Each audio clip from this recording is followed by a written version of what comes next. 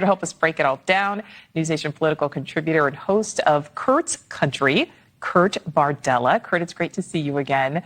So there have been a lot of articles, a lot of coverage on artists trying to stop the campaigns from using their music. Trump campaigns specifically. How much power do artists actually have when it comes to stopping a campaign from using their music?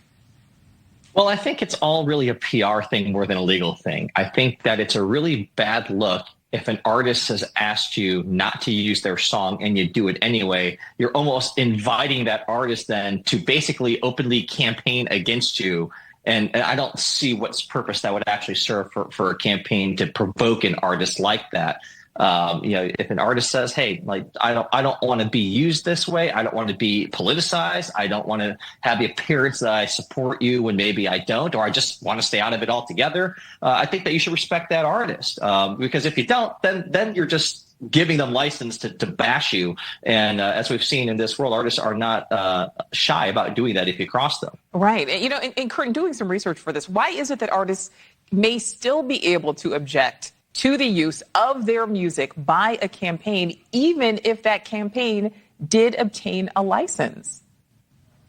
Yeah, I mean, again, the rules around songwriting and how you use songs and music and lyrics has changed in part because of the streaming era. It used to be a lot different when there wasn't streaming. But now if you want to use a song, if News Nation want to use a song for more than a certain amount of time, you would have to get permission. You'd have to get a license. There has to be a mechanism of compensation for using this property that is owned by somebody else. And that's something that's intellectual property, ultimately, is what we're really talking about here. And artists have the right to enforce how their intellectual property is used and distributed.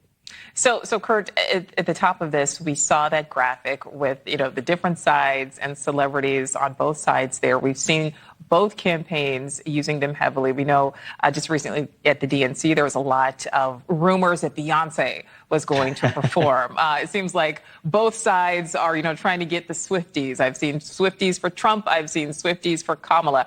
Does it even make a difference? Does it make a difference if these celebrities are supporting candidates? I think there's a very limited amount of celebrity that actually makes a difference. Where I do think an impact can be had is when you're talking about trying to motivate a certain demographic to participate in the process itself. And I think there's no one more influential and potentially impactful than Taylor Swift. We have seen the global worldwide phenomenon, the movement really that her world tour has been now for almost 2 years. If someone like that starts using her apparatus to say, register to vote, get involved, link to this, I personally think that if Taylor Swift wants to be effective, the most effective way to deploy her is when we get into October, have her host a series of free concerts in swing states and say the only thing you need to get in is a new voter registration card.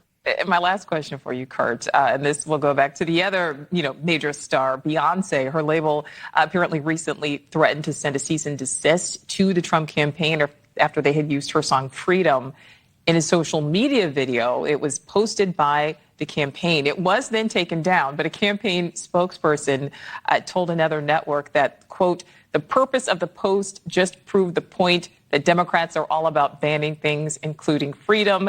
They fell for it, hook, line, and sinker. So is this just this back and forth? I mean, does it make sense to you? No, it doesn't for the politicians. Again, if you want to incite Beyonce to start being active and to participate and to vocalize her support of Kamala Harris, where she gave permission to the Kamala Harris campaign to use her song, Freedom, has kind of become this unofficial theme song, really, of the Kamala Harris campaign, as we saw at the DNC convention the other week. I don't see the utility of trying to provoke someone that has the following and reach that a Beyonce has to be against you. That is stupid politics, and whoever is driving that, strategy, they should be looking for different work, because that's a sure way to lose support. All right, and we will see. We're still waiting to see if Taylor Swift does, in fact, throw her support behind a candidate, Kurt. We'll see. Kurt Bardella, thank you so much for your time. Have a great afternoon. And you can watch Kurt's new series, Kurt's Country, on News Nation's YouTube channel.